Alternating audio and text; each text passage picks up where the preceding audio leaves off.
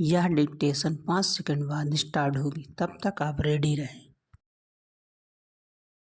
Ready start. Lok Sabha चुनाव के बाद संसद का विशेष सत्र जिस तरह समाप्त हुआ, उससे सत्ता पक्ष और विपक्ष के बीच टकराव की आशंका बढ़ गई है। इस टकराव से केवल संसद की गरिमा ही प्रभावित नहीं होगी, बल्कि संसदीय कामकाज को सही तरह से संचालित करना भी कठिन होगा।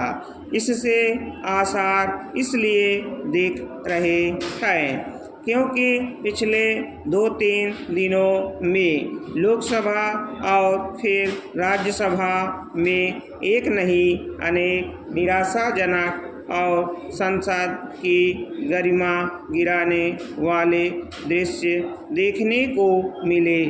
चूँकि इस बार लोकसभा में कांग्रेस और उसके सहयोगी दल अपना संख्या बल बढ़ाने में समर्थ रहे, इसलिए इसकी पूरी संभावना थी कि विपक्ष कहीं अधिक उत्साहित दिखेगा, लेकिन इसकी आशा कम ही थी कि यह उत्साह अनावश्यक आक्रामकता के रूप में नजर आएगा।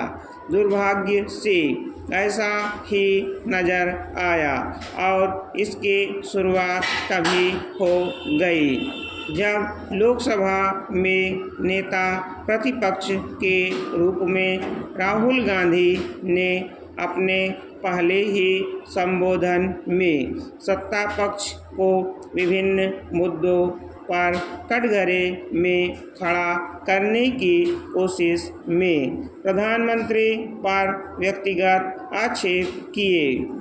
वह हिंदुओं को अपमानित करने से भी नहीं चूके।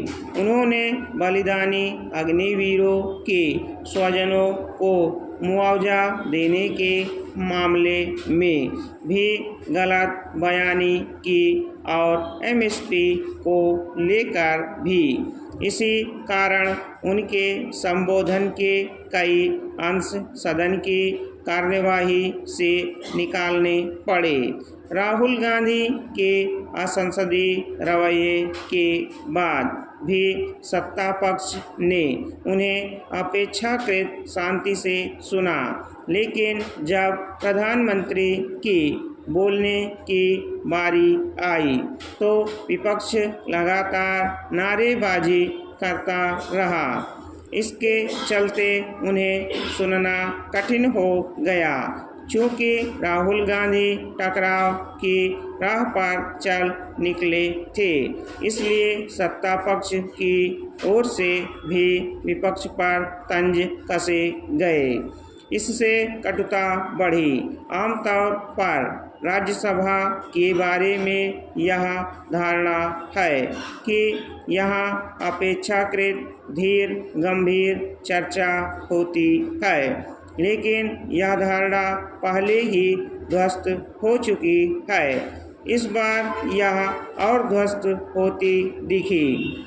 राज्यसभा में विपक्ष ने प्रधानमंत्री को सुनने के बजाय सदन का बहिष्कार कर बाहर नारेबाजी करना बेहतर समझा। संसद के अगले सत्र में सत्ता पक्ष एवं विपक्ष के बीच कटुता और बढ़ सकती है।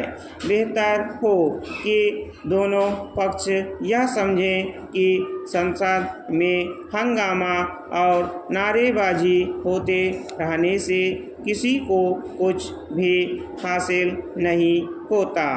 संसद इसलिए नहीं चलनी चाहिए कि वहाँ व्यर्थ का शोर शराबा और हंगामा देखने को मिलता रहे। इसमें कम से कम आम जनता की कोई दिलचस्पी नहीं। आखिर विपक्ष हंगामा करने के बजाय सरकार से जवाब तलब करने की रणनीति क्यों नहीं अपनाता। निस्संदेह ऐसी कोई रणनीति तभी कारगर हो सकती है जब संसदीय परंपराओं का पालन करे और अपनी बात कायदे से कहे। ऐसा करके ही वह सरकार को जवाब देने और उसे कटघरे में खड़ा करने में सफल हो सकता है। यह निराशाजनक है कि वह यह दिखा रहा है कि उसकी रुचि तो केवल सरकार को नीचा दिखाने में है। स्टॉप। अगर आप हमारे चैनल पर नए हैं तो चैनल को सब्सक्राइब जरूर करें और बेल आइकॉन प्रेस करें ताकि आपको सभी डिक्टेशन की सूचना मिल सके।